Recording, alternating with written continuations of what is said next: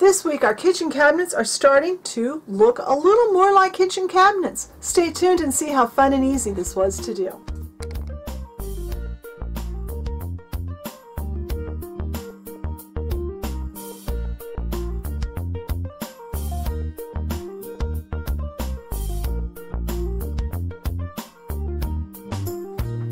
Alright, so first we're going to kind of create our wood, our faux wood that's going to cover our kitchen cabinets. And we're using a piece, I've got a piece of craft color scrapbook cardstock, the scrapbook papers. It's a pretty light one. It's, I think, 60 pound or something. And I've got one of these really cheap brushes that you get at the paint, in the paint department, and flesh tone craft paint. Then I've got a piece of cardboard here. I'll show you that in a second. Just stipple that brush in there and then wipe it on the cardboard. Cardboard sucks out more of the moisture than a lot of the other things you can use. Start out really lightly and just make vertical strokes. We're creating our wood grain this way. We don't want really bright. We don't want bright. We want really soft lines. And one brush, these brushes do, by the way, shed something terrible, but that's okay. Whoops. Trying to hold that and not smudge what I've already done. And then that needs to dry completely. When this is dry completely, we'll talk about what we do next. Alright, our paint is completely dry, and this is another sheet I did earlier. You see it's a little bit different color. It's because I've sprayed it with a gloss acrylic sealer. You can use any gloss acrylic sealer you want. I like this one, and I don't even know if they make this one anymore. I bought this several years ago, and I bought several cans of it at the time, and so this is what I grabbed. So I'm going to take this outside, and I'm just going to spray one coat of this on the front of it, let it get completely dry, then we can start covering our kitchen cabinets. Alright, so we're going to start by covering our little freestanding cabinet, and then we'll move on to the kitchen. So the first part we're going to cover is the front, and then around onto the sides, so it goes a little bit past where this side panel is.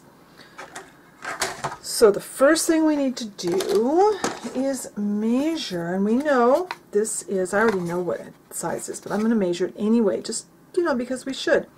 It's 3 inches. And it's 2.5 that way. So I want to do about a I want to do a 3-inch strip on off of one side. Be sure that you keep your wood grain going vertically on your cabinets.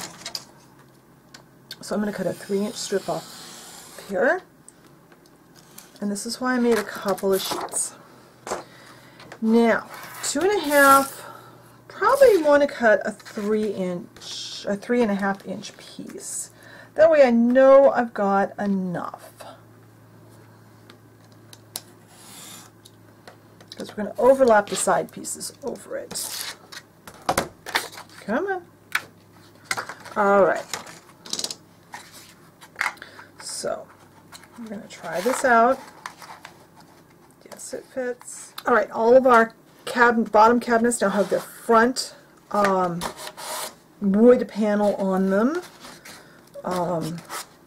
If you're having trouble getting it to stay stuck on the sides, you can add a little bit of paper tape to it. I like this because it's really thin, so if I decide to leave it on, oops, I want to leave it, I'm going to put it back a little further in case I decide not to pull this off. It can be left in there. It is super, super thin. It won't make a bump, but also it's gentle so it won't pull up the paper. And what it is just Next Care gentle paper tape. You get it with the Band-Aids in the grocery store. So some of these were lifting, so I'm just going to go ahead and add this. This is optional. If you don't, you don't need to do this. Just come back a couple of times and make sure that it's staying down. Go ahead, but like it's lifting here on the corner. It wants to lift a little bit. And that's, you know, because we're trying to bend paper around a corner. So I am actually going to let this all dry, because I want this glue stick to be dry so there's no chance that I move this when I come back and put my end caps on my cabinets, so the side pieces. So when this glue stick is dry, I'll be back. Alright, now that this is set and it's glued on nicely, we're going to cover the sides. And for this we need pieces of paper that are 3 1/4 tall by just under 1 3/4 inches. It's really close to 1 3/4, but not quite.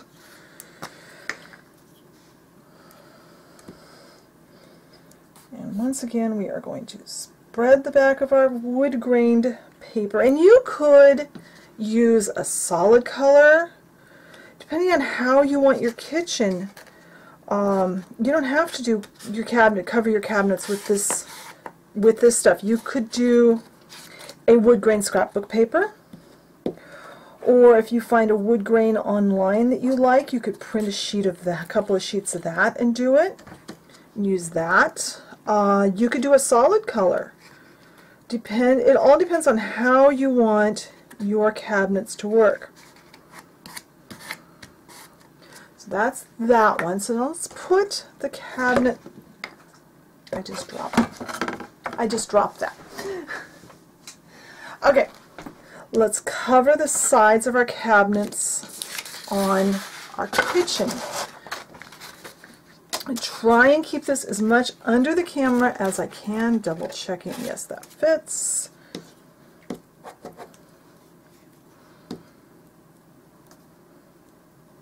Cover the side of this little cabinet here.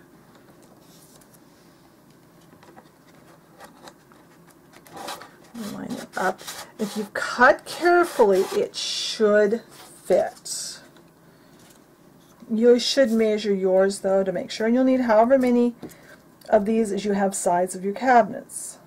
I needed 6 altogether, 2 for my little freestanding cabinet and 1 for this. Alright, so we're ready to make our cabinet drawer and door fronts, and they're going to be fake cabinet doors and drawers. So the first thing to think about is how you're setting your kitchen up. And I know that this cabinet, for instance, is going to have a door that's one single door, no drawer front or fake door. I'm going to have one stack of drawers at some place. I haven't decided where yet. I'm going to decide that when I get everything cut out. And I'm going to have drawers going all the way across the front. The one will have drawers under it and the rest will have doors under them. And I know that my drawer fronts are going to be a 1/2 inch tall. Keep in mind that cabinets typically, if you're using a wood grain goes vertically on the doors, horizontally on the drawers. So that's important. So I am going to, and I will put the cutting sizes that I use for my kitchen in the blog post, but unless you're doing the exact same layout, they probably won't help you a lot except to visualize what I'm doing. So since my drawers are going to be a 1/2 inch tall by 1 inch finished, this is finished wide, I'm going to cut a strip vertically on here that is 1 inch wide. That will work down to a 1/2 inch, and I, between clips, filming clips, need to go change the blade on my knife. Now while I've got this strip, I'm going to score it a 1/4 inch from both of these long edges. It's just easier to score one big piece than a bunch of short ones. Now, how your kitchen looks is going to be it's going to be really determined by how straight you cut and score and how straight you glue things on. This will make or break the kitchen. There. Now I've scored there. Now to make 1 inch wide drawer front, I need to cut this 1.5 inches long. which will give us, so I'm going to do one on camera, and then the rest I'm going to do off camera after I change my blade. And then I'm going to score here and score here. Now, my next step is to fold all of these.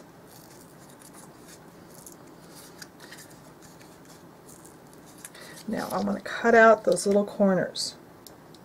And I want to cut those corners out just a little bit wider. So I want to make sure I cut from the corner, but I don't want to have them overlapping. Just a little bit of an angle.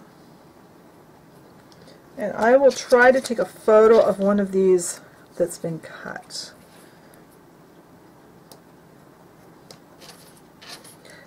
And I'll show you when I fold this to the back how it looks.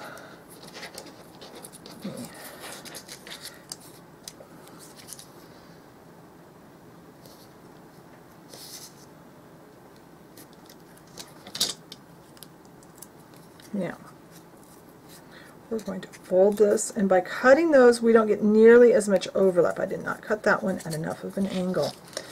It will help to cut down on bulk. So, I need to make enough of these that when they're spaced out, they will fit here and here. So I'm going to cut out more drawer fronts, and then I'll be back. Alright, if my calculations are right, I'm going to need 7 drawer fronts. I think I've got it figured out right. For the top, not including the stack of drawers.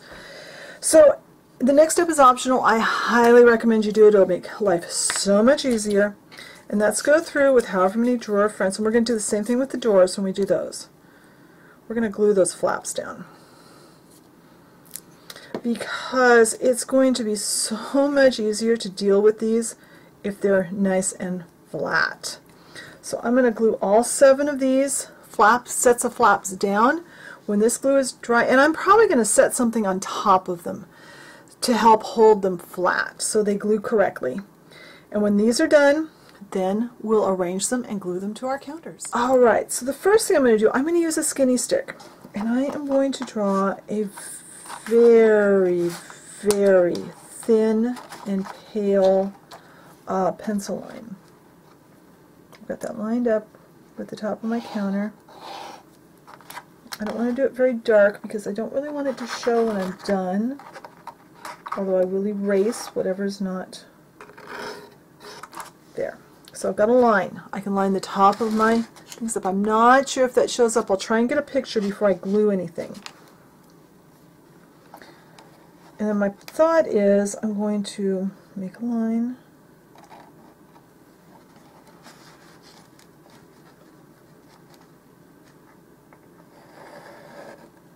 like that. And let me pause just long enough to get a picture of this. Hopefully, yeah, camera in the way, sorry about that. But that way, that will be on the blog post. Now, our first cabinet drawer front is going to go right there in that corner.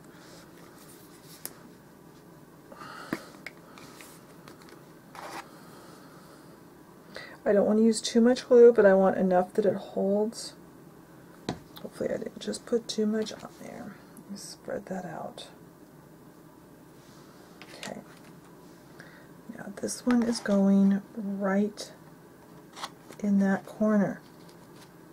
And if everything is straight, it should work just perfectly. Now,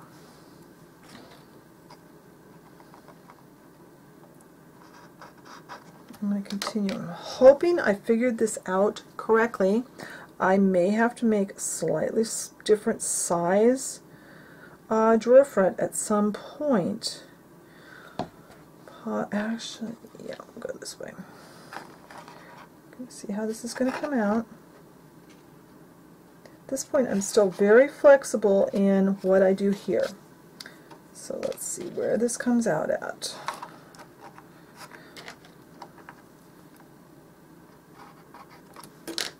Let's lay this down. Let's lay this one in, and yes, it looks like I measured correctly. So I'm going to glue these in.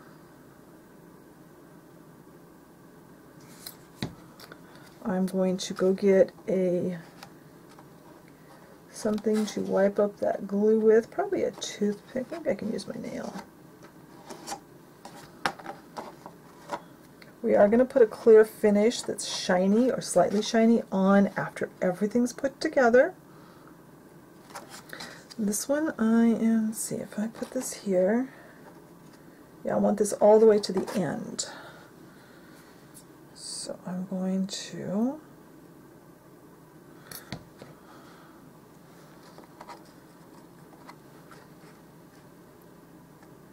now I'm going to turn the camera off. I'm going to make sure these are all lined up the way I want them, and then I'm going to measure and cut out and get my door fronts figured out, and then I'll be back.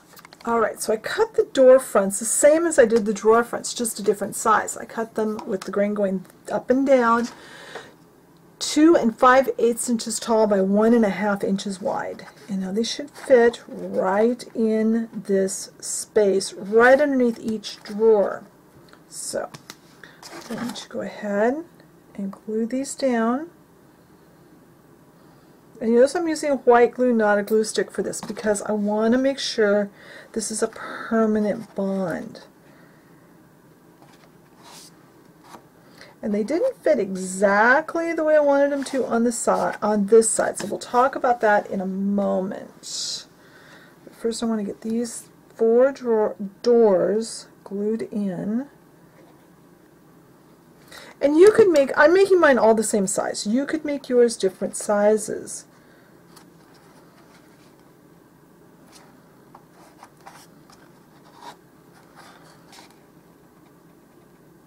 I figured on video it was best if I just stayed simple and didn't try to do anything. It's hard enough to do this and have the camera going. Wow, just threw that at myself. And have a camera running. Doing different sizes I think would have gotten a little too confusing for me on the video. If I was not doing this on video, I would have probably done different sizes. Doors and drawers in different places. Probably would have put some wider ones someplace, but I wanted to keep it really, really simple here. So,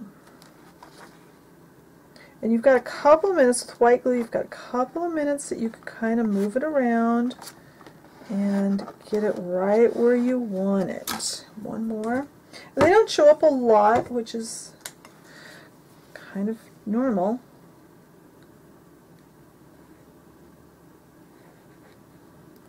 Okay.